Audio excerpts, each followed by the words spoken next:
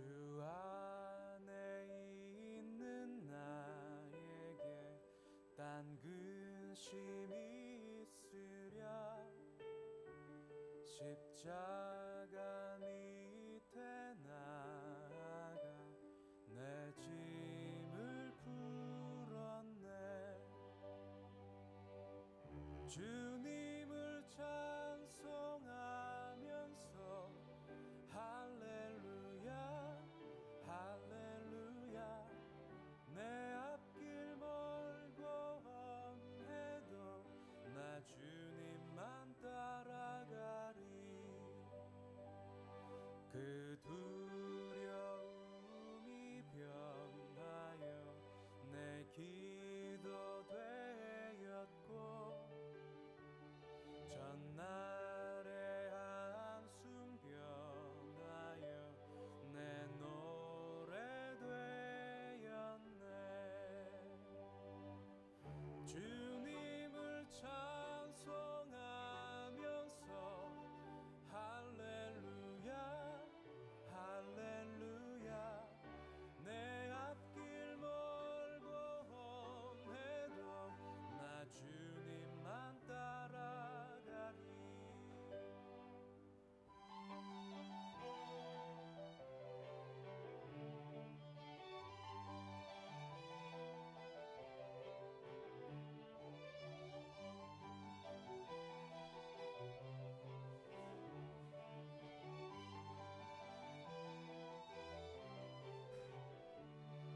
내 주는 자비하셔서 늘 함께 계시고, 내 궁핍함을 아시고 늘 채워주시네. 주님을 찬송하면서 할렐루야 할렐루야. 내 앞길 멀고 험해도 나 주님만 따라가리.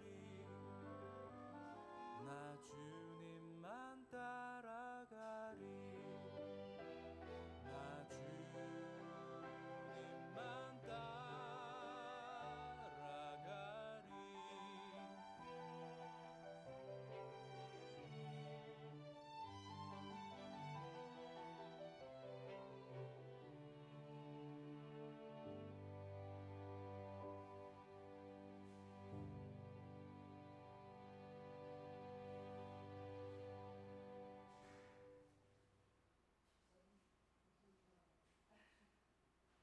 내 맘이 낙심되며 근심에 눌릴 때 주께서 내게 오사 위로해 주시네.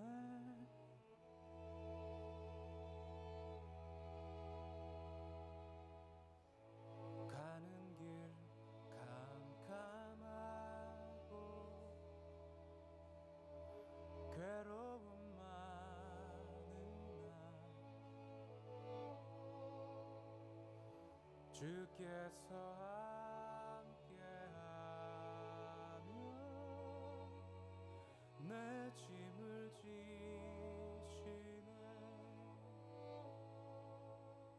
은혜가 내게 족하네. 그 은혜가 족하네. 이 괴로운 세상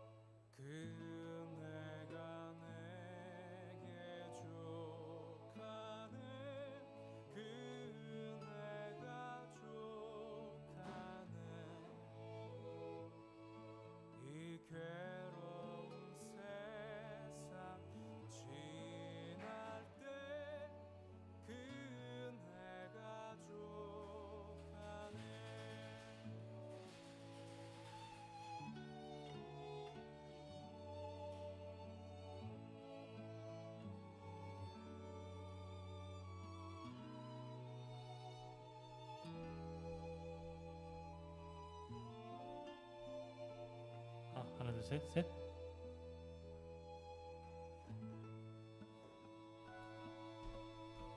하나 둘 하나 둘 하나 둘 셋, 셋, 셋.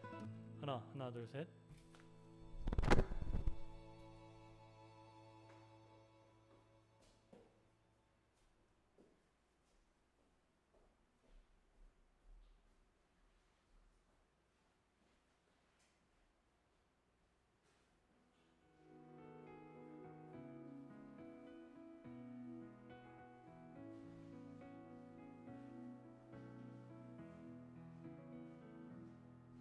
그 선하님의 고요히 감사여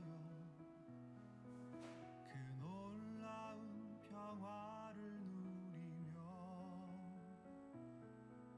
나 그대들과 함께 걸어가네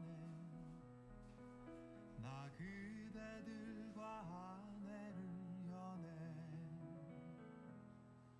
지나간 어둠의 날들이 무겁게 내 영혼 짓눌러도 오 주여 우릴 외면치 마시고 약속의 구원을 이루소서 그 선하님이 우릴 감싸시니 믿음으로 일어날 일 기대하네 주 언제나 우리와 함께 계셔 하루 또 하루가 늘 새로워 주께서 밝히신 작은 촛불이 어둠을 헤치고 타오르네 그 빛에 우리 모두 하나 되어 온 누리에 비추게 하소서 그 선하님이 우릴 감싸시니 믿음으로 일어날 일 기대하네 주 언제나 우리와 함께 계셔 하루 또 하루가 늘 새로워 이 고요함이 깊이 번져갈 때 저 가슴 벅찬 노래 들리네 다시 하나가 되게 이끄소서 당신의 빛이 빛나는 이 밤 그 선하님이 우릴 감싸시니 믿음으로 일어날 일 기대하네 주 언제나 우리와 함께 계셔 하루 또 하루가 늘 새로워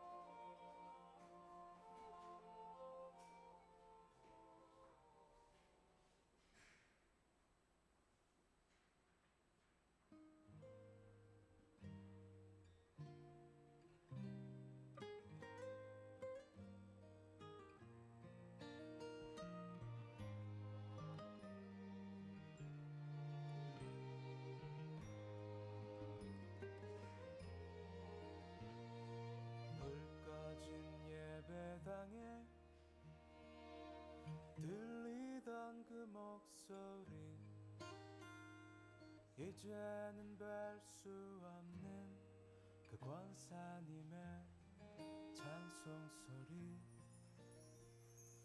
노래는 어느 해도 늘 같은 곡이어도 헛헛한 내 안에 텅 빈 마음속 위로였어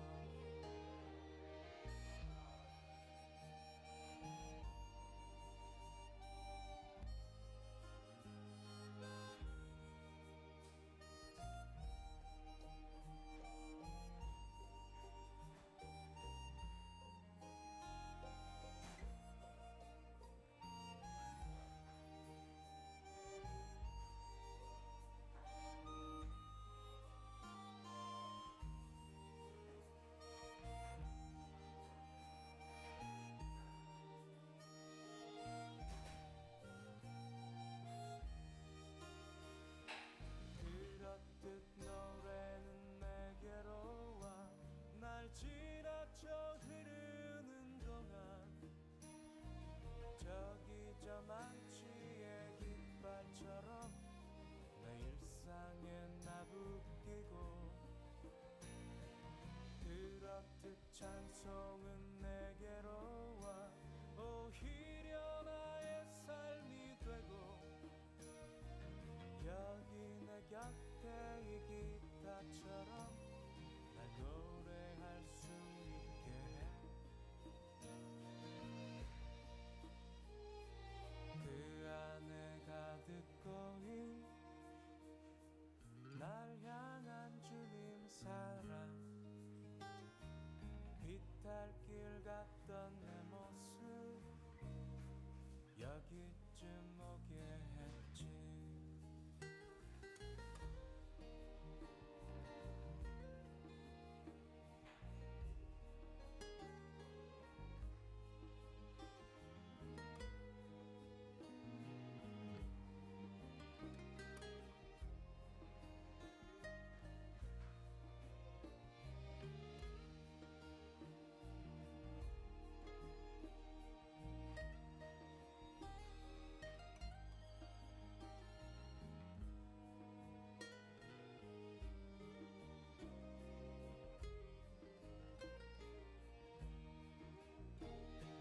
그렇듯 노래는 내게로 와 날 지나쳐 흐르는 동안 저기 저 망치의 깃발처럼 내 일상에 나부끼고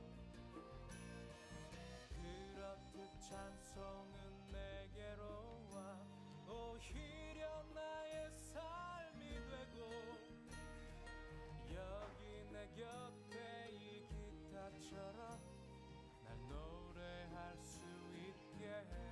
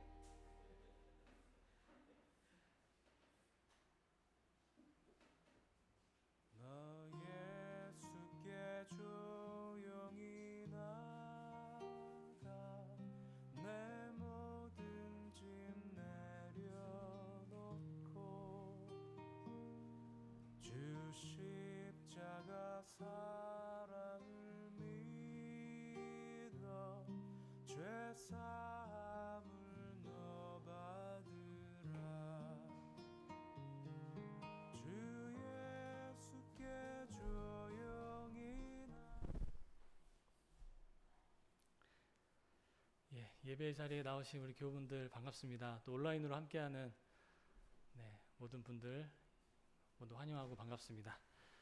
이 시간 우리 다 함께 침묵으로 예배를 준비하며 묵상 기도하겠습니다.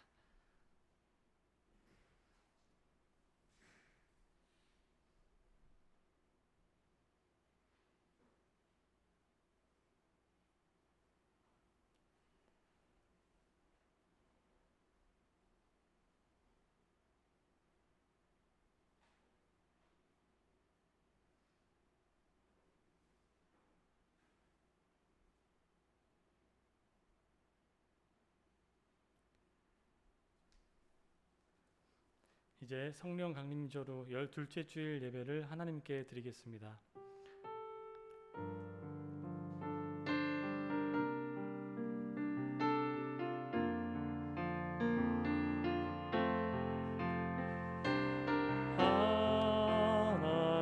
하나님께로 더 가까이 갑니다. 고통 가운데 계신 주님, 변함없는 주님의 크신 사랑, 영원히 주님만을 섬기리.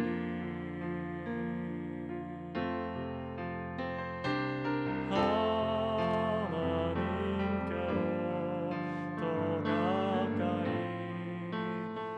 갑니다.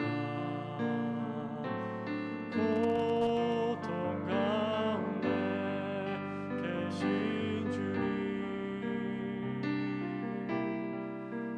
변함없는 주님의 크신 사랑,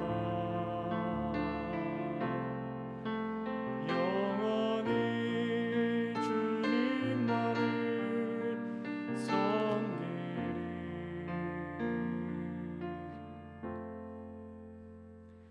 교동문 83번입니다. 주 안에서 항상 기뻐하라. 내가 다시 말하노니 기뻐하라.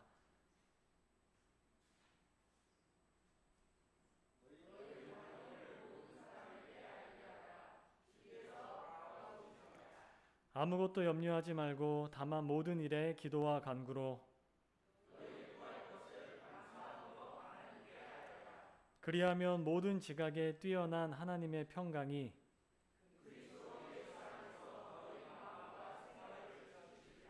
끝으로 형제들아, 무엇에든지 참되며 무엇에든지 경건하며 무엇에든지 오르며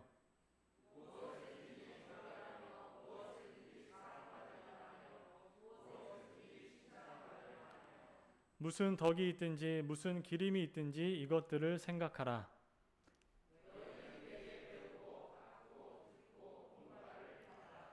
그리하면 평강의 하나님이 너희와 함께 계시리라.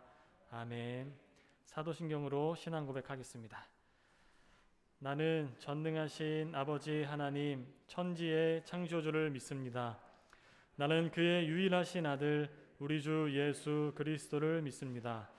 그는 성령으로 잉태되어 동정녀 마리아에게서 나시고 본디오 빌라도에게 고난을 받아 십자가에 못 박혀 죽으시고 장사된 지 사흘 만에 죽은 자 가운데서 다시 살아나셨으며 하늘에 오르시어 전능하신 아버지 하나님 우편에 앉아 계시다가 거기로부터 살아있는 자와 죽은 자를 심판하러 오십니다.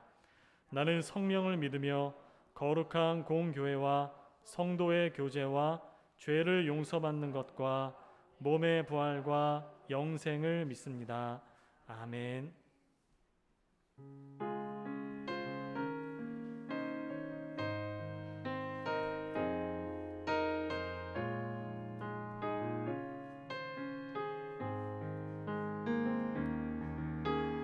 예수 우리 왕이여,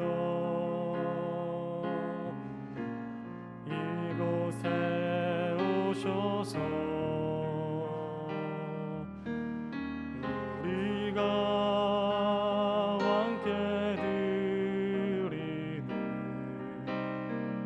영광을 받아 주소서. 우리는 주님의 백성, 주님은 우리 왕이라. 왕이신 예수님 오셔서 좌정하사 다스리소서.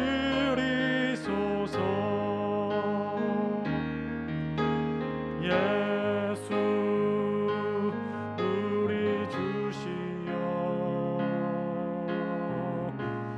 이곳에 오셔서 우리가 주께 드리는 찬양을 받아 주소서.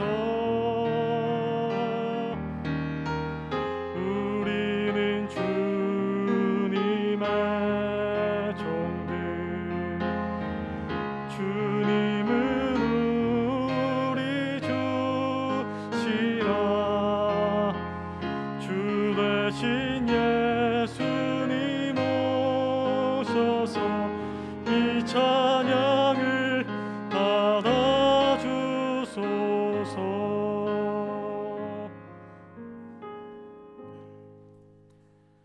다 함께 우리의 죄를 주님께 고백하며 참회의 기도를 드리겠습니다.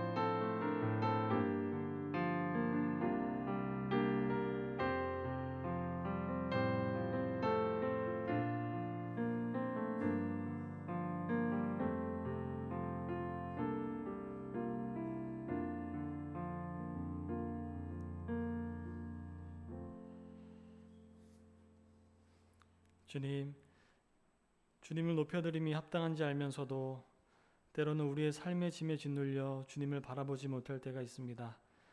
그럼에도 우리의 삶에 변함없는 자비와 사랑을 나타내셔서 다시 살아가게 하시는 은총에 감사드립니다. 이 시간 우리를 정화시키시고 새롭게 하시는 주님으로 인하여 새로운 희망으로 나아갈 수 있도록 인도하여 주옵소서. 예수님의 이름으로 기도합니다. 아멘.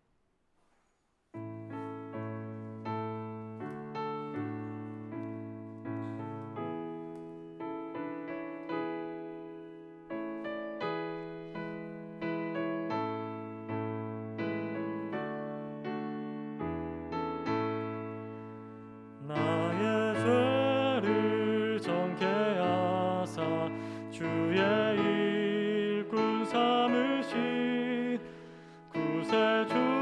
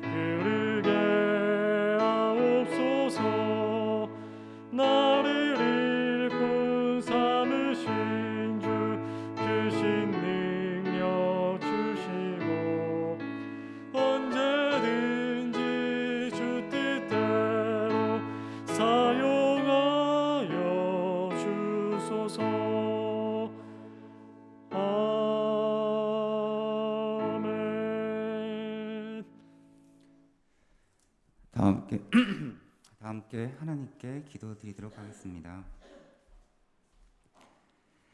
하나님 아버지, 감사합니다.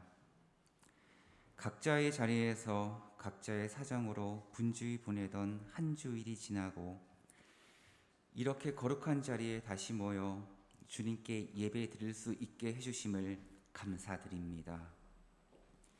주님, 이제 가을의 문턱으로 성큼 들어왔습니다. 아침 저녁으로 선선한 바람, 한층 높아진 하늘을 느끼니 당신의 창조의 섭리에 감사를 드릴 따름입니다. 하지만 유독 심겨웠던 폭염과 폭우를 돌이켜보니 당신의 창조 질서를 파괴해온 우리들의 죄를 고백합니다.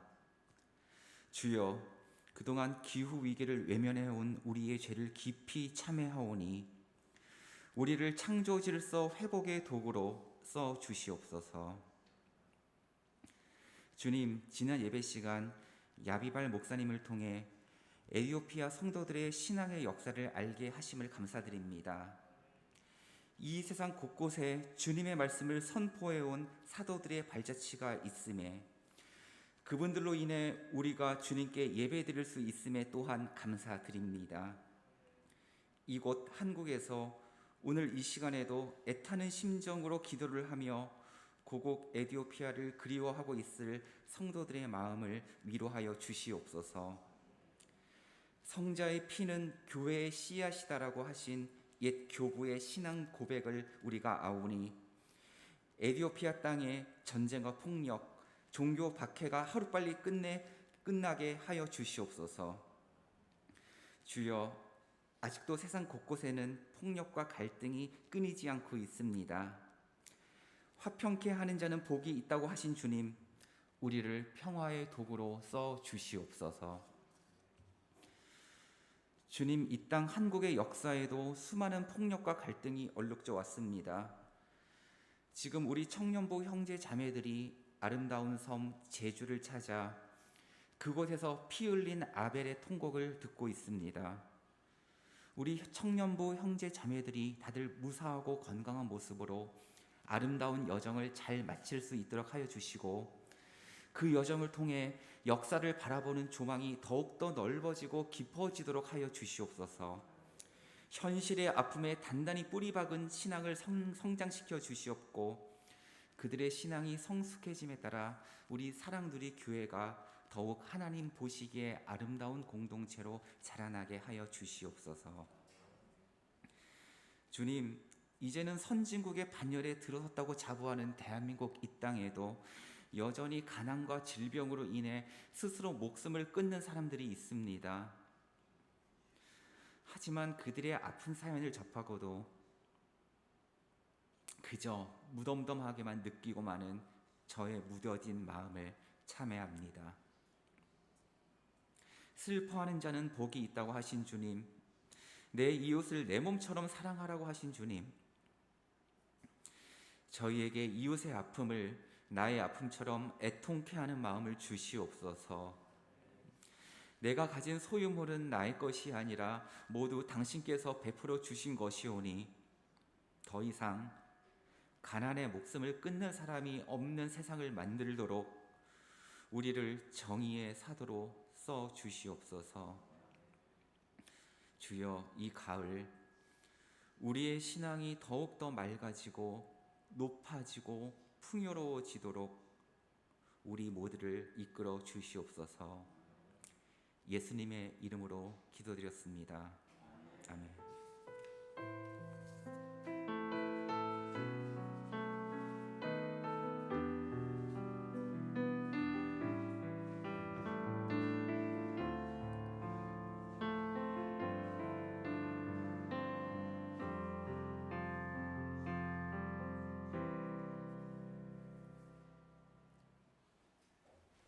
다 함께 일어나서 하나님의 말씀을 봉독하겠습니다.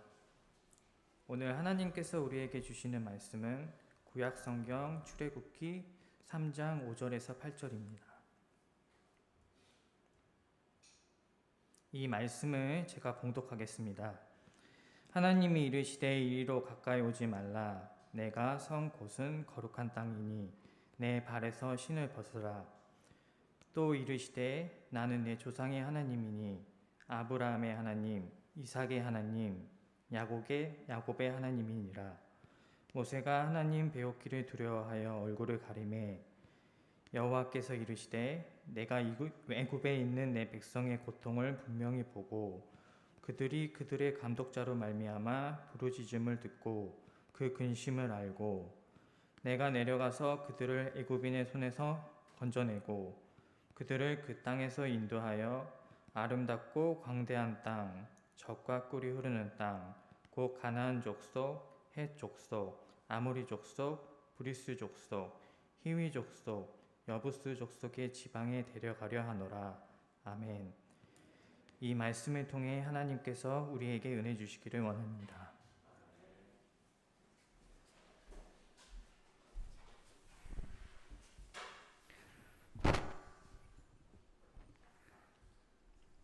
남녀가 결혼하여 가정을 꾸리고 아기가 생기게 되면 이제 산모가 입덧을 시작을 합니다. 사람마다 좀 차이가 있긴 한데요.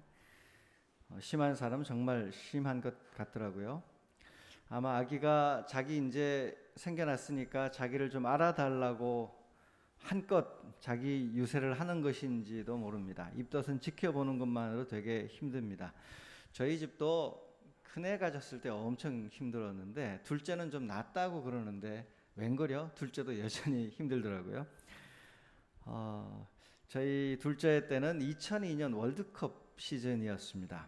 그래서 아내는 음식을 못 먹고 냄새가 나서 힘들어하고 또 그래도 저랑 큰애는 먹고 살아야 되니까 어쨌든 조심조심 집에서 뭘 해서 먹고 나면 집 환기를 하려고 창문을 활짝 열었습니다. 근데 창문을 열어도 상황은 좋아지지 않았어요. 왜냐하면 월드컵 열기에 뭐 재밌다고 다들 많이들 해드셨기 때문에 열면 뭐 대한민국 하면서 오가는 사람들의 소음부터 이 모든 게 예민한 산모에게는 쉬운 일이 아니었죠. 그렇게 지냈던 생각이 제일 많이 납니다. 2002년 월드컵 하면 저희는 야 재밌었던 대한민국 4강 갔던 뭐 이런 기억보다는 아이고 입덧 심해가지고 먹을 거 못 먹고 도망치던 그 생각이 제일 많이 떠오릅니다. 근데요, 목회를 하다 보니까 가끔 드는 이야기가 남편도 입덧을 같이 하는 부부가 있다는 거예요. 이게 참 신기한데 둘 사이가 아주 좋은, 어떤 분들은 지나치게 좋다 그러시더라고요. 지나치게 좋은 탓인지 아내가 입덧을 하는데 남편이 그래 입덧에 함께 하게 된다는 거예요. 그랬더니 이제 어떤 제가 옛날 섬기던 교회 교구분께서 우리 남편도 좀 나를 많이 사랑해서 입덧 좀 같이 하면 좋겠어요 그러더라고요. 그 이야기가 사랑을 나누고 싶은 건지 너도 맛 좀 봐라 같은 심보인 건지는 모르겠는데 그랬더니 그 옆에 있던 다른 어른분이 에이 그런 말 하지 마. 왜냐하면 둘 다 해봐. 누가 집에서 먹고 살아. 한 명이라도 괜찮아야지 옆에서 도와주고 챙겨주지 둘 다 하면 집안이 안 살아남아. 그런 이야기를 나누면서 한참 웃었던 기억이 납니다. 그렇죠. 누군가 고통받을 때 함께 고통에 참여하기도 해야겠지만 누군가는 그 고통에서 좀 면제되어서 다른 사람을 돌볼 여유가 있어야겠죠. 하나님도 우리에게 그런 마음이 있으신 것 같습니다. 이스라엘 백성이 애굽에서 노예 생활을 하면서 고통받고 있을 때 하나님은 양쪽 진영에서 사람들을 키우셨어요. 아론과 미리암은 현지 고통에 참여하면서 하나님 앞으로 조금씩 당겨오고 있었고 대신에 모세는 일찌감치 노예 노동에서 해방되어서 애굽 궁중에 들어가 살아왔고 나중에 미디안 광야로 보호받아가면서 노예로서 사는 비참한 삶을 좀 면제받았습니다. 어떤 분이 무슨 총량의 법칙이 있다 그러더라고요. 애들 반항하는 총량의 법칙이 있어서 일정하게 반항하고 나면 괜찮아진다 그런 얘기 하는데 저는 가만히 보니까 인간이 견뎌낼 수 있는 고난 총량이 좀 어느 정도 있는 것 같다는 생각이 들어요. 물론 힘든 일이 있으면 계속 견디고 살아나갈 수는 있지만 힘든 일이 과도하게 어느 정도 수준을 개인 차는 있겠지만 넘어가 버리면 상처가 너무 깊어서 회복되더라도 다른 사람을 돌볼 여유까지 발휘하지 못하는 상처받은 사람으로 평생 남기도 하는 것 같아요. 그래서 상처가 너무 깊어지지 않도록 잘 조절하고 너무 힘든 삶을 혼자서 평생 짊어지지 않도록 서로 좀 역할 분담해 가며 회복할 수 있는 회복 탄력성이 발휘될 수 있는 지점까지 서로가 공동체가 나눠지는 것이 중요한 일 같거든요. 그래서 하나님께서는 우리가 살고 있는 세상 가운데 누군가를 보호하셔서 과도한 상처를 받지 않도록 오히려 특혜를 주는 것처럼 보호하시는 경우가 있어요. 모세가 그런 경우죠. 특혜를 주듯이 하나님이 보호하여 주셨다가 그 인재들이 나중에 잘 정리되어 준비되었을 때 오히려 자기 공동체 안에 들어가서 그들을 돕는 역할을 하라고 주님이 불러내신 거죠. 이거를 성경으로는 사실 거룩하다고 표현합니다. 거룩하단 말이 구별되다는 뜻인데 아무 조건 없이 구별되는 게 아니라 공동체 전체를 위하여 일부를 잠시 떼어놔서 보호하고 잘 지키고 있다가 이 사람이 준비가 되면 다시 보내기 위한 떼어놓음, 분리시킴, 이거를 성경은 거룩하다고 부르거든요. 그렇게 성경에서 제사장들이 거룩하다는 말은 공동체 전체가 거룩해야 되는데 그러지 않으니까 제사장들이 거룩한 삶을 살아가고 있으면서 공동체를 계속 살릴 수 있도록 분리시켜 놓은 삶, 그런 식의 삶이에요. 하나님께서 그렇게 자신의 인재들을 보호하셨다가 하나님께서 나중에 그들을 만나서 원래 가야 될 공동체 안으로 파송하시는 경우를 많이 봅니다. 사실 저희 교회가 진행하는 많은 장학 사업들, 구제 사업들, 선교 사업들이 하나님의 일을 아끼는 마음이 들어 있습니다. 우리나라는 공부할 때 혼자 자기 돈으로 공부를 하는 게 너무 많죠. 자기 돈으로 공부하는 사람은 내가 잘해서 우리 집안이 부자여서 내가 공부했기 때문에 당연히 공부한 결과를 나 혼자 누리는 게 정상적인 거죠. 내가 투자했고 내가 고생했고 내가 한 거니까 나중에 모든 열매도 내 거야. 그렇게 공부를 시켜서는 안 됩니다. 공동체가 공부를 시켜줘야 됩니다. 저희가 대학교 다닐 때 학교 등록금 좀 줄여달라고 학생들이 계속 요구를 하잖아요. 요구를 하니까 이스라엘 히브리 대학이나 독일에서 공부하고 오신 교수님들은 그 정도 하지 말고 학비를 아예 국가가 책임져 달라고 좀 통 크게 요구해라. 왜냐하면 공부라는 게 결국 공부시켜 놓으면 너네들이 공부한 거 가지고 누가 그거 가지고 먹고 사냐면 온 사회가 먹고 살 텐데, 아니면 우리나라를 떠나더라도 전 세계가 너희들에게 투자한 거 가지고 그거 가지고 미래를 열며 살아갈 텐데 공부라는 건 공적인 행위고 공적인 자산이 되는 거다. 그러니까 한 사회가 공부시키는 게 맞다. 그렇게 좀 이왕 등록금 투쟁할 때 동결 투쟁 이 정도를 넘어서 등록금 전체 공부, 돈 걱정 없이 공부할 수 있는 시스템과 사회를 만들어 달라고 요구하라는 교수님들이 계셨어요. 그때는 저희가 남의 나라 사정을 모르니까 그 그림의 떡같이 무슨 교수님 무슨 철없는 이상한 이야기, 너무 과한 이야기 하시나 싶었는데 지나고 나니까 그거면 너무 맞는 거예요. 우리가 공부를 시킨다는 이야기는 요새는 또 이상하게 학생 공부하는 목적이 산업 일꾼, 역군 마련한다고 그래가지고 이 어느 시대 이야기, 지금 이게 불가능한 이야기를 지금 뭐 황국 신민의 일제에 충성하는 훌륭한 일본 시민 만드는 것도 아니고, 국가가 인간의 교육을 독점하거나 장악할 수 없거든요. 그럴 수는 없어요. 그렇게 될 경우는 미래가 열리지 않아요. 현재 있는 권력에 충성하고 그 권력에 사로잡힌 생각만 하기 때문에 절대로 희망적인 미래가 열리지 않아요. 하나님 인간을 그렇게 만들지 않았거든요.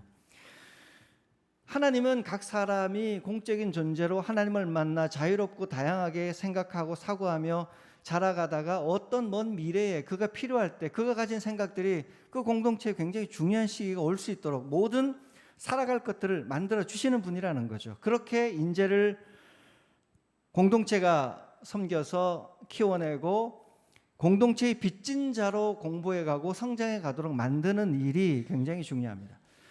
저희 교회가 섬기고 있는 모든 장학 사업은 사랑누리 교회에 충성할 인재를 찾으려 하지 않습니다. 그게 우리의 목적이 아닙니다. 그렇게 된다면 사랑누리 교회 장학금 받았으니 커서 사랑누리 교회를 위하여 충성하라, 그것이 1차 목표가 되면 우리가 하고 있는 장학금이나 삼성 장학금이 뭐가 다르겠습니까? 삼성이라는 대기업이 장학금을 재판하는 분들, 판사, 국내 엘리트 정치 요직에 있는 사람들에게 다 뿌렸다가 나중에 본인이 원할 때 장학금 받아 자랐으니까 우리 장학금 몫을 해라고 압박하며 그의 지위를 위협할 수 있는 여러 가지 장치들을 해놓는 거랑 뭐가 다르겠습니까? 명성교회 도움받은 목사 교수 분들은 명성의 잘못에 눈을 감거나 적극적으로 가담하는 역할을 합니다. 희한한 게 돈이 그래서 무서운 거예요. 돈을 받으면 입을 다물게 돼 있고 돈을 받으면 그 돈을 준 주체에게 충성하게 되어 있습니다. 하나님께 장학금을 받으면 하나님께 충성하지만 개인과 특정 단체로부터 일방적으로 돈을 받으면 그 단체에 종속되는 삶을 사는 거죠. 세습 반대 운동하면서 제일 마음 아팠던 게 우리 신학대학원 다닐 때 함께 다녔던 동기들이 있어요. 그중에 일부는 뭐 이것저것 갔다가 일부는 명성교회도 갔고 일부는 명성교회가 주는 장학금 굉장히 지원을 받고 교수가 되기도 하고 또 뭐 그런 일들을 하는 분들이 되기도 하는데 그중에 이제 명성에 있던 친구들도 이거는 잘못됐다 그러고 박차고 나온 친구들이 좀 있어요. 진짜 쉽지 않은 일인데 그렇게 친구들 참 멋있습니다. 또 선교사님들은 명성교회 후원을 받고 선교를 하고 있는데 이 일 때문에 고민하길래 저희가 선교사님들은 빠지세요. 선교사님들은 하나님 주신 돈이라 생각하고 현장에 선교를 하시고 이곳에서 벌어지는 일은 우리가 책임져서 해나갈 테니까 걱정하지 말고 이름 올리지 마세요라고 저희가 면제를 했었습니다.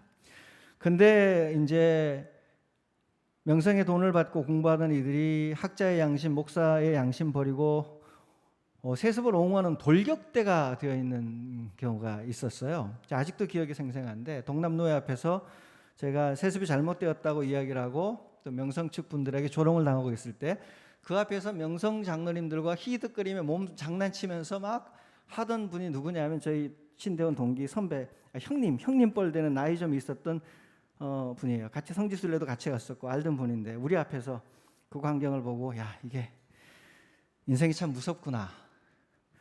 누군가의 돈을 받고 누군가와 계속 친하게 지내면 마음속 깊은 곳에서 그거를 옳다고 생각하고 지지하는 방식으로 삶 전체, 생각 전체가 변해가는구나 라는 생각이 들었어요. 그냥 하기 싫은데 억지로 하는 게 아니라 뭐 정말로 그게 옳다고 생각해서 하는 일이 되어버린 거거든요.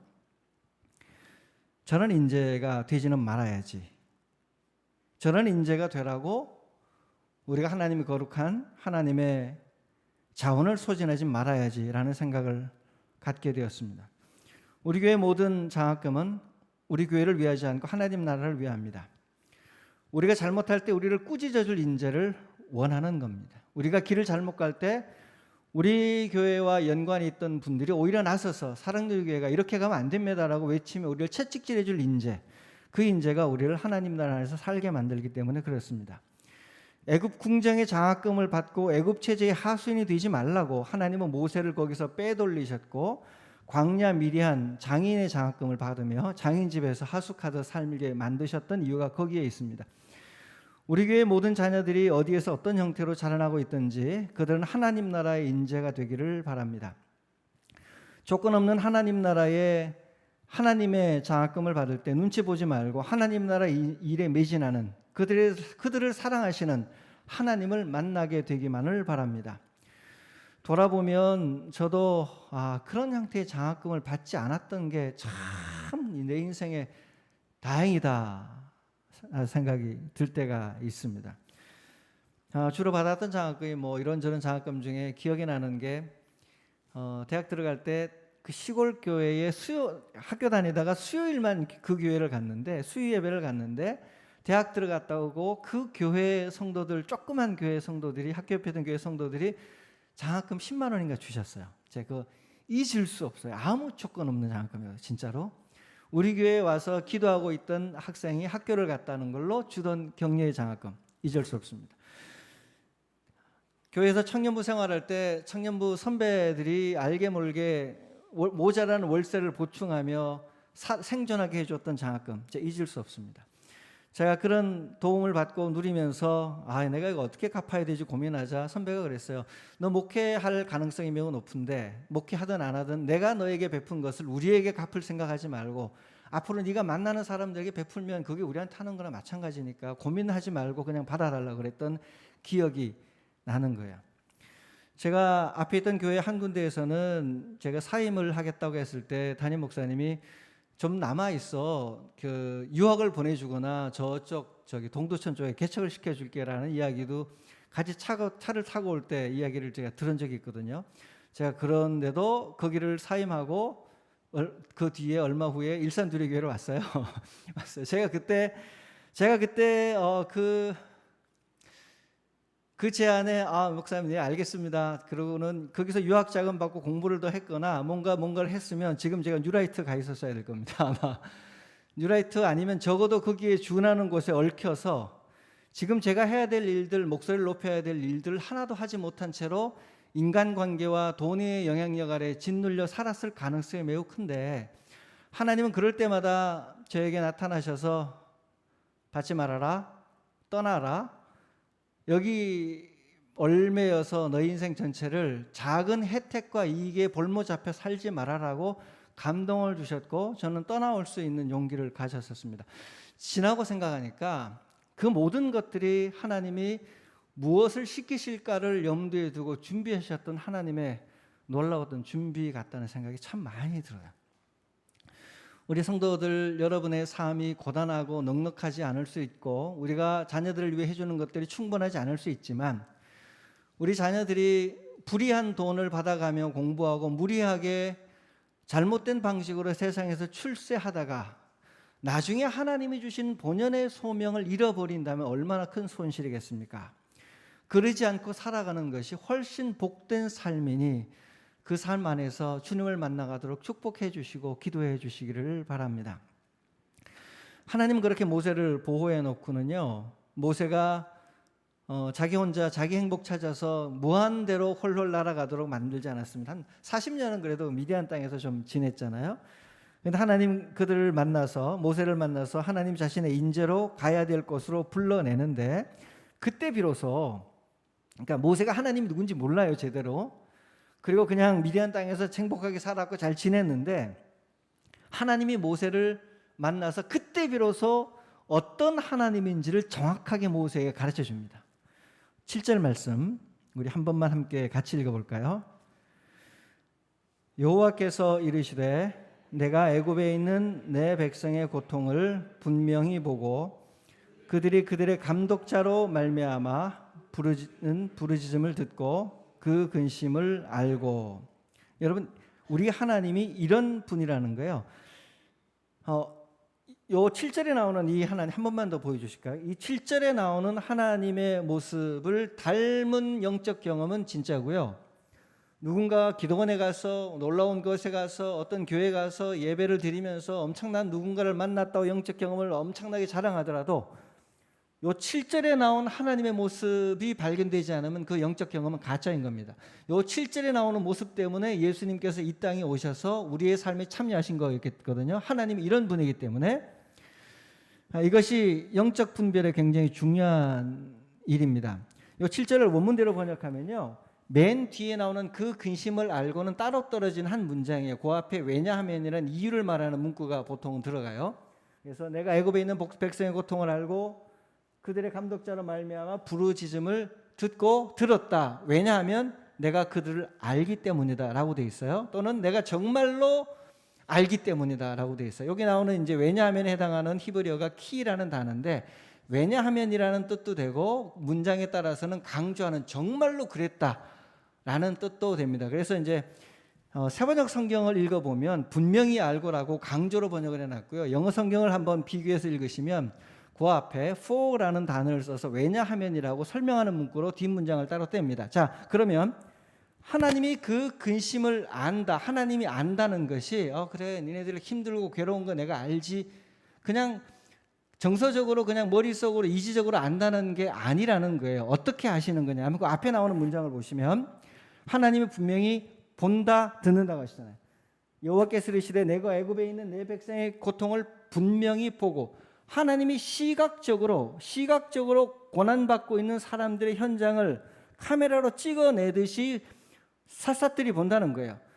그러니까 이제 요새는 참 기술이 무서운데요. 우리가 눈으로 지나갈 때는 1초 만에 지나가서 못 보지만 카메라 찍어 놓은 영상을 촬영해 놓으면 그 자리에 정지하에 멈춰 놓잖아요. 멈춰 놓은 채로 무심코 지나가는 모든 작은 악행들이지만 멈춰 놓고 누가 잘못했는지를 찾아낼 정도로 세밀하게 주님이 보신다는 거예요. 그 다음에 그들이 그들의 감독자로 말미암아 부르짖음을 듣고잖아요. 하나님이 고통에 찬 부르짖음을 듣는데, 고통에 찬 함성을 듣는데 뭐까지 찾아내서 들으시냐면 어떤 녀석이 고통에 처하도록 괴롭혔는지 감독자라는 말이 구체적으로 나와요. 그러니까 하나님 우리의 삶을 관찰하실 때 그냥 눈으로 멍하니 보고 그래 힘들지가 아니라 우리 CCTV 블랙박스 찍어놓듯이 한 인간의 삶을 찍어놓고 느린 화면으로 또는 확대, 고화질로 찍어놓고 확대하여 어떤 고통을 당하고 있는지 주님이 하나도 빠뜨리지 않고 샅샅이 눈으로 보면서 파악하고 계시다는 이야기고, 우리가 내는 신음소리, 힘들다는 모든 신음소리를 들으실 때 그냥 이렇게 들리는 소리가 아니라 이 신음소리를 내게 만든 원인, 가해자가 누구인지, 왜 우는지, 왜 괴로워하는지까지 역사적 인과관계를 다 전천으로 파악해 가시면서 우리 소리를 듣는 정도로 하나님이 우리를 안다는 거예요. 그러니까 여러분, 이게 이렇게 알면, 이렇게 보면 안 움직일 수가 없어요. 여러분, 눈앞에 누군가가 매로 맞고 있는데 그거를 그냥 멀리서 매를 맞고 있네 묘사하는, 그냥 상 받으려고 조작하듯이 화면을 그냥 관찰하는 관찰자의 눈으로 보는 사람하고, 눈으로 보되 파악하고 하고 굉장히 함께 마음속까지 괴로워하며 보는 사람하고는 차이가 있습니다. 객관적으로 관찰하는 사람은 그냥 쳐다보고 난 다음에 보고서를 써내면 끝일 거지만, 그거를 자기 몸으로 느끼며 보는 사람은 그거를 보고 뛰어들어서 가해를 하고 있는 사람의 손을 붙들고 함께 싸워가며 모세가 했듯이 그렇게 맞닥뜨려가며 상황을 개선하기 위해 노력할 거라는 거예요. 하나님이 그렇게 깊이 있게 알고 고통스럽게 보는 것, 그렇기 때문에 하나님은 역사에 개입을 안 하실 수가 없는 거예요. 그래서 이제 8절에 건너가면 하나님이 직접 내가 가서 내가 뭘 하고 성육신하여 이 땅에, 모세를 통하여 이 땅에 하나님 나라를 이루어내는 하나님의 모습이 분명히 등장을 합니다. 그러니까 하나님과 우리가 한 몸이라는 건데요. 여러분, 엄마 안에 생명이 생기면 그 태아가, 뱃속에 있는 아기가 엄마의 모든 것 다 느끼잖아요. 엄마도 아기의 미묘한 변화를 느끼면서 함께 고통과 감정, 모든 분위기까지 파악하잖아요. 그런 것처럼 하나님과 우리 사이가 그렇게 연결되어 있다는 얘기예요. 그렇게 감정이 연결되어 있어서 하나님이 우리가 눈으로 보는 것을 하나님도 보시고, 우리가 듣는 것을 들으시는데, 우리보다 하나님의 감각이 월등하게 탁월하고 세밀하시기 때문에 우리보다 훨씬 많은 것을 보고 경험하시면서 우리의 삶을 보고 계시다. 이런 분, 이런 하나님, 고통받는 사람들의 신음소리를 듣고 보시는 하나님을 만나는 경험이 영적인 경험입니다. 근데 오늘 본문에서 하나님이 왜 이스라엘의 고통을 왜 이렇게 온몸으로, 자기 몸으로 겪는 것, 체휼한다고 표현하는데, 자기 몸으로 직접 당하는 것처럼, 아니 직접 당하는 것보다 더 강력하게 이스라엘의 고통, 그들의 아픔을 하나님 몸으로 느끼고 계실까요? 그 해답이 아까 읽었던 본문 중에 내 백성이라는 단어가 있습니다. 하나님의 이스라엘을 내 백성, 부모와 자식 간의 관계, 내 백성이라고 부릅니다. 저는 이 대목에 반했어요. 왜 이 대목이 저한테 놀랍냐면, 하나님이 그 멋있어 보이고 당대 고대 사회에서 제일 잘 나가는 애굽과 그 권력자들, 그 애굽의 하수인들을 자기 백성으로 삼고 좋아하지 않는다는 거예요. 노예에 불과한 이스라엘 백성, 누가 봐도 전 세계에서 가장 비참하고 가장 형편없어 보이고 유목민으로 무시당하고 농경민도 아니고 자기 집도 없이 떠돌아 남의 나라 망명하며 살아왔던 그 망명자의 후손, 이제 뭐 잠시 요셉 때나 잠시 폼을 잡다가 그 다음에 다시 추락해서 완전 밑바닥 생활하고 있는, 제일 창피하잖아요. 제일 보잘것없잖아요. 자기 자식이라고 삼기에게는 부끄러워 보이는 그 이스라엘을 하나님은 내 백성이라고 부른다는 겁니다. 조건 없이 노예를, 조상들과 맺은 언약도 잊어버리고 하나님의 이름도 잊어버린 이스라엘을, 힘든 삶에 갇혀서 구원의 희망, 내가 어떻게 우리 민족이 좋아질 수 있을까에 대한 꿈도 꾸지 못하는, 민족의식조차도 제대로 없는, 못나 보이고 복 없어 보이고 찌질해 보이고 그 사회 최고의 루저처럼 보이는 이스라엘을 하나님은 여전히 내 백성이라고 부르고 그들의 아픔에 공감하며 사시는 하나님입니다. 그렇게 하나님이 그 당대 사회에 피 흘리며 고난받고 가난하고 학대받는 가장 연약한 이들을 자기 백성 삼는 것, 이 사랑 때문에 하나님이 예수님을 이 땅에 보내셨던 거거든요. 이런 하나님을 만나는 영적 경험이 기독교의 정통 신비체험입니다. 저는 이런 하나님을 사랑합니다. 하나님은 모두를 사랑한다고 당연히 말을 하지만 억압받고 힘든 이들을 편파적으로 사랑하시는 하나님을 저는 성경에 나오는 하나님으로 믿고 그 하나님을 저는 정말로 사랑합니다. 이런 하나님은 한국교회 주류가 추구하고 앙망하고 박수치는 하나님과 좀 많이 달라요. 많이 달라요. 정광훈이라는 사람이 믿는 하나님과 우리가 믿는 하나님이 같을까요, 진짜로? 어쩌다 동명이인일 수 있어요. 그렇죠. 어쩌다 동명이인이고 어쩌다가 성경책을 같은 성경책을 보는 우리 기가 막힌 기구한 신세일 수 있어요. 분명히 달라요. 자기 생명을, 자기 사랑하는 자기 자신을 남에게 주고 노예의 고통을 채우라며 이집트와 싸우는 하나님과 재건축 조합을 협박해 서민의 돈 뜯어내가지고 500억 원을 뜯어낸 후에 냅다 아들에게 세습하려는 사람들이 추구하는 신 같다고 말하면 하나님 기뻐하실까요? 노예 노동에 신음하는 노동자 이스라엘의 신음소리를 듣고 계시는 하나님과 그들을 채찍질해서 노예를 채찍질해서 이익을 창출하는 감독자가 믿는 하나님, 그런 감독자가 되기를 원하는 사람들 하나님의 같은 분일까요? 돈과 권력에 눈이 멀어 높아지려는 생각으로 가득한 신, 바닥에 떨어진 사람들이 어떻게 살든 상관없이 그들을 더 밟아서라도 신의 이름으로 성공하려는 사람이 믿는 신, 어떻게 같겠습니까? 같지 않습니다. 절대로 같지 않습니다. 그렇다면은 전광훈으로 상징되는 분들이 믿는 신은 하나님 아닌 분, 하나님을 억지로 하나님을 개종시키려 드는 거 있는 거거나, 하나님 성경에 나오는 이런 하나님 싫어요. 바로 편이 되는 하나님으로 좀 정체성을 바꿔줘 하나님을 강제 개종시키고 있거나, 아니면 딴 신을 데려다 놓고 딴 신에게 이름을 개명시키고 있거나, 당신 성경에 나온 하나님 합시다. 이름 똑같이 합시다.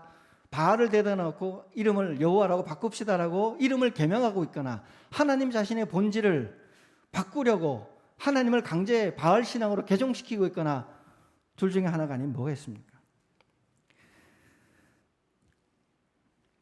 출애굽의 하나님이 희년을 선포하신 신약의 예수님이신 거죠. 이 영적 현실을 우리가 눈으로 보고 분별해야 우리의 영혼이 살아갑니다. 사실 우리가 엉터리 가짜 설교가 너무 많습니다. 지금 시대는 신앙생활하기는 참 좋은 시대예요. 틀면 설교 줄줄 나오죠. 틀면 성경 공부 기가 막힌 마치 꿀물 탄 듯한 달콤한 성경 공부들 술술 쏟아지는데, 홍수가 지면 먹을 물이 없다고 말씀의 홍수 속에 진짜 성경을 못 보게 만드는 성경 공부, 성경을 제대로 못 보게 만드는 호도하는 설교들이 많을 수 있다는 거예요. 제가 그래서 차라리 다 듣지 말고 다 끊고 머릿속을 최대한 비워서 아무것도 안 하고 비웠다가 성경에 나오는, 복음서에 나오는 예수님의 모습을 그냥 있는 대로 따라가 보라고 권하고 싶다는 거예요. 모든 성경 공부에는 가르치는 사람이 자기 철학이 들어가 있어요. 어떤 설교, 어떤 성경 공부도 성경 자체보다 위대할 수는 없습니다. 모든 것이 자기의 선입견 생각들이 가미되어 풀이가 되기 때문에, 심지어 성경과 반대되는 생각을 넣어서 성경을 폭력으로 제압한 후에 자기 것을 성경에서 꺼내는 거예요. 다 없애고 예수님이 이 땅에 오셨네? 누구랑 친하게 지내셨나? 누구랑 싸우셨나? 예수님이 이렇게 좀 성품이 온화하고 따뜻하기만 줄 알았더니 예수님 성질도 좀 있으시네. 불같이 화를 내실 때 내시잖아요. 입도 매서우셨어요. 다른 이들을 짓누르는 이들에게 예수님은 아주 매서운 분이셨어요. 그러나 죄에 짓눌려 연약하던 이들에게 예수님은 한없이 따뜻한 분들이셨다고요. 우리가 보고 싶은 그림을 예수님에게 투영해서 예수님을 강제로 그 모습에 맞추려고 하지 말고 예수님의 삶과 일생을 그냥 찬찬히 묵상하며 정직하게 성경을 읽으면 그냥 예수님 너무 간단하잖아요. 너무 투명하잖아요. 뭐 그렇게 복잡한 성경 공부가 왜 그렇게 필요할까 싶어요, 사실은. 이 기본적인 하나님 예수님을 만나면 나머지 뭐 연대 외우고 이런 건 좀 모자라도 괜찮아요. 그 모든 관통에 예수님의 십자가가 있는 십자가와 부활만 확실하면 나머지는 좀 모자라도 괜찮거든요. 사랑하는 성도 여러분, 예수님 오늘 출애굽기 7장에 나오는 연약한 자, 이 세상에 억눌린 자, 노예로 살아가는 이스라엘을 여전히 자기 백성이라고 삼고 그들의 고통에 귀를 기울이고 그 고통을 눈으로 보고 온몸으로 고통을 체열해 가시는 하나님, 예수님의 모습으로 나타나셨는데 그 하나님을 여러분의 하나님으로 고백하시기를 바랍니다. 그리고 그분 앞에 엎드려 머물러 있으면 그분이 여러분의 손과 발을 잘 움직이셔서 필요한 사람에게 도움을 주는 하나님의 일꾼으로 바꿔내실 거고요. 여러분이 다른 분들보다 고통이 많은 분들이면 여러분을 도울 사람이 올 거고요. 모세처럼 여러분이 남들보다 좀 혜택을 받으며 자랐으면 하나님 여러분에게 남들을 도우라고 여러분의 마음을 움직이실 겁니다. 그냥 주님 앞에 머물러셔서 이 하나님을 정통으로 만나는 성도, 이 하나님을 정통으로 만나서 지금 세상에 엉터리들, 가짜들, 모조품들, 명품을 가장한 아주 가짜들에게 가짜 복음에 속지 않는 하나님의 성도들이 되시기를 바랍니다. 아멘. 함께 기도하겠습니다.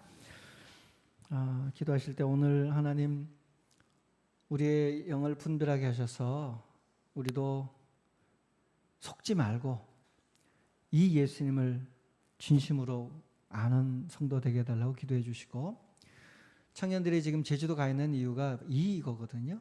신음하며 고통받았던 이들을 체울하고 그들의 아픔을 헤아리는 하나님이 거기 계신데 그 하나님을 만나러 간 겁니다. 우리 청년들이 그 하나님을 만날 수 있도록 다 함께 같이 기도하겠습니다.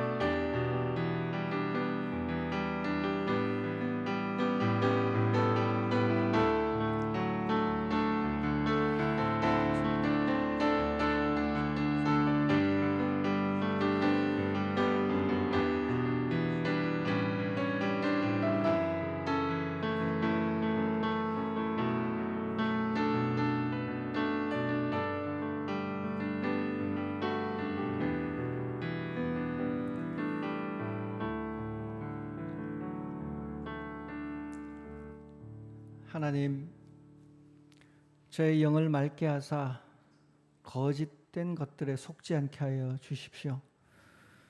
우리의 마음을 깨끗하게 하사 정결하게 하사 우리 속에서 흘러나오는 욕망의 소리에, 자기 이익만 추구하는 악의 소리에 현혹되지 않게 하옵소서. 하나님, 우리 청년들 제주도에서 고통을 채울하시는 하나님을 만나고 있습니다.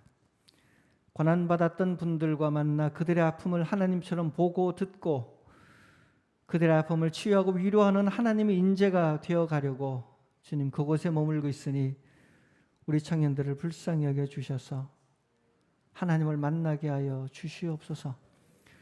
이번에 참여하지 못한 청년들도 있으나 하나님 그들도 동일하게 은혜를 베푸셔서 사랑이루게 청년부, 그리고 우리 푸르메 할 중고등부, 그리고 소년부, 유년부, 미랄부, 유치부, 우리 모든 자녀들이 하나님 나라의 값지고 귀한 인재로 자라나게 하옵소서. 예수님 이름으로 기도드립니다. 아멘.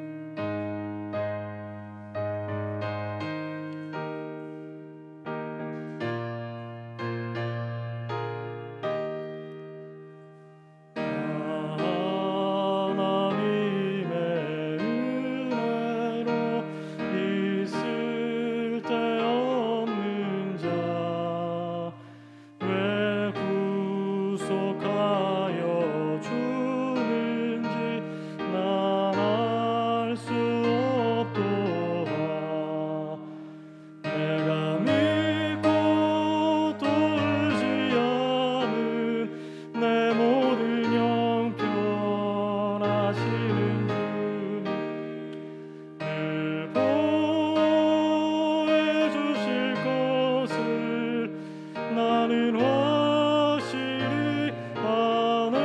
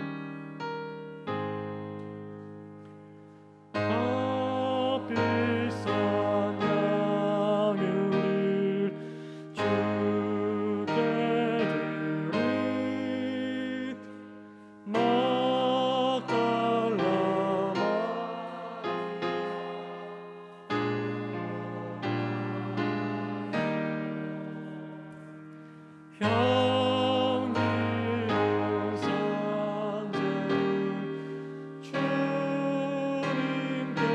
바치 사랑의 주 내 주님께. 아버지 하나님, 우리가 드린 이 헌금이 주님께서 들으시고 보시고 아시는 그 아픔의 현장을 위해 쓰임받을 수 있도록 축복하여 주옵소서. 또한 드린 손길이 주님께서 들으시고 보시고 아시는 그 삶에 동참하는 삶이 될 수 있도록 인도하여 주옵소서. 예수님의 이름으로 기도합니다. 아멘.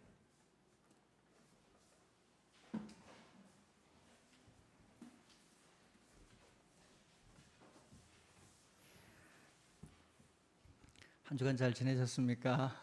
네, 인사 한번 나누실까요? 앞뒤에 계신 분들, 우리 온라인으로 함께하는 성도들도 환영합니다. 반갑습니다. 네, 청년부 수련회 진행되고 있죠. 오늘 청년부는 제주 성안교회라는 교회에서 주일 예배를 드립니다. 큰 교회인데요. 제주도 역사상 4.3과 여러 가지를 둘러싸고 보수 진영과 진보 진영이 한 자리에 모여 예배를 드리고 모임을 한 적이 없는데 그 일을 제주 성안교회가 해냈었습니다. 굉장히 감동적인 일이었거든요. 그래서 오늘 성안교회도 잘 참여하고 청년들이 올 텐데 올 때까지 잘 무사히 올 수 있도록 기도해 주시길 바랍니다. 우리 임승일 목사님 안식을 갔다가 박수로 우리 환영해 주시죠. 네. 네, 목사님 다 기다렸습니다. 진심으로 환영합니다. 감사하고요.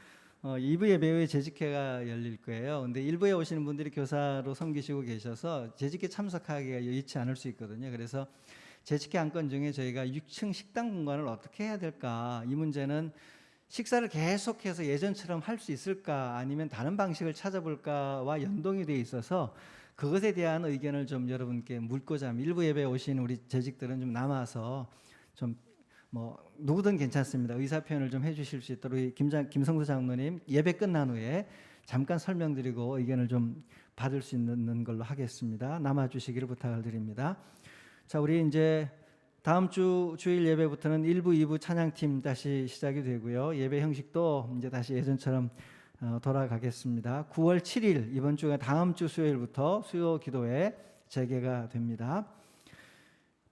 저희 봉사하실 분을 찾는데 주일 2부 예배 오시는 어르신들 중에 혼자 오시기가 매우 어려운 분들이 계세요. 차량 운행이 예전에 했었는데 차량 운행이 필요한 분들이 좀 계셔서 한 서너 분이 좀 계시면 한 달에 한 번 정도라도 좀 교회 차량으로 아침에 오시는 길에 좀 픽업해서 또 오실 수 있도록 도와주시면 좋겠다는 마음으로 봉사하실 분을 찾고요. 그 다음에 이제 주일 일부 방송실도 교육자들이 그동안 다 해왔는데 이것도 이제 어느 정도 성도들이 하셔야겠다 싶습니다. 코로나 기간에 저희가 당연히 했지만 파트 교육자들이 이제 주일 본인 목회가 이제 기다리고 있기 때문에 교육자들도 9시에 예배를 좀 드리고 마음 준비하고 연결을 준비해서 중요한 또 역할이 있기 때문에 이 부분도 좀 섬겨주실 성도들을 기다리겠습니다. 기억해 주시고 임승일 목사님께 말에 답해 주시길 바라고요. 9월 12일경부터 저희가 주일 오후에 소그룹을 좀 시작해 보려고 해요. 그랬더니 그냥 시작하는 것보다는 교우들이 뭘 원하시는가, 어떤 거를 하길 원하시는가, 어떤 걸 하실 수 있는가를 좀 자세히 들은 후에 모임을 좀 만들어 보려고 저희가 간단한 설문 문자 링크를 보내드릴게요. 보내드리면 거기다 이제 답해 주셔서 그거를 토대로 9월 한 18일부터는 가을 날씨 좋은데 다양한 방식의 운동교제도 괜찮고요. 정말로 원하시면 기도회도 가능합니다. 기도회, 성경 공부 다 가능하니까 원하시는 것들을 좀 해주셔서 응답해 주시면 준비하는 데 도움 많이 되겠습니다. 오늘은 소년부 김지민 전사님이 휴가시고요. 청년부 박현철 목사님은 청년부 다 끝난 후에 휴가를 가실 거고 제가 이번 주 화요일부터 휴가에 들어갑니다. 일정 자세히 밑에 나와 있습니다. 좀 쉬었다가 몸 안식하고 또 말씀 주시는 대로 잘 채워서 돌아오도록 하겠습니다. 우리 자리에서 일어나서 함께 파송에 찬양하시겠습니다.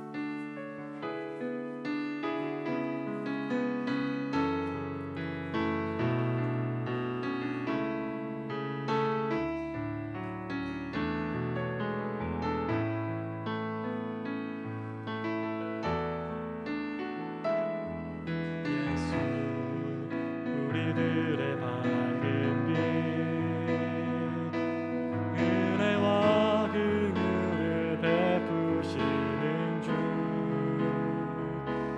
그의 길을 따라가는 주의 자녀들에게 항상 밝은 빛을 비추시네. 그는 구원의 주 하나님 공의로 세상을 다스리시네. 주를 경외하는 자들에게 부어주신 놀라운 주님의 영광 하늘에서 찬란하게 빛나는 주의 영광 이 땅에 오셨네.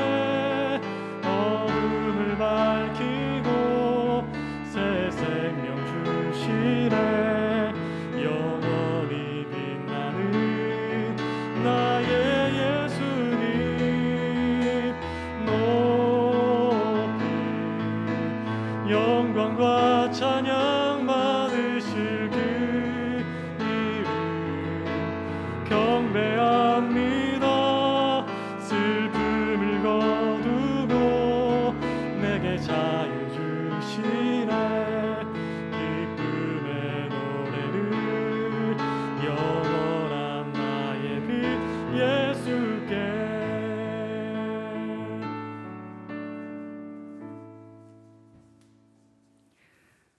이제는 우리 주 예수 그리스도의 은혜와 아버지 하나님의 크신 사랑과 성령님의 교통하시고 도우심이 고통을 체휼하신 하나님, 연약한 자를 내 백성이라 부르신 하나님을 나의 하나님으로 믿고 그분에게 순종하기 원하는 당신의 백성들 위해 지금부터 영원토록 함께 하시기를 간절히 축원하옵나이다. 아멘.